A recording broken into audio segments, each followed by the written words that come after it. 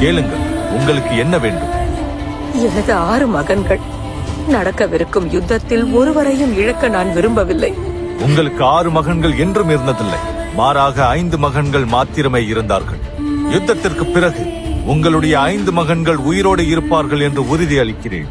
ஆனால் அர்ஜுனனை தவிர வேறு யாரையும் கொல்ல மாட்டேன். இந்த யுத்தம் முடியும் போது ஒன்று அர்ஜுனன் இருப்பான் அல்லது நான் இருப்பேன். என்ன நடந்தாலும் சரி, உங்களுக்கு 5 மகன்கள் இருப்பார்கள்.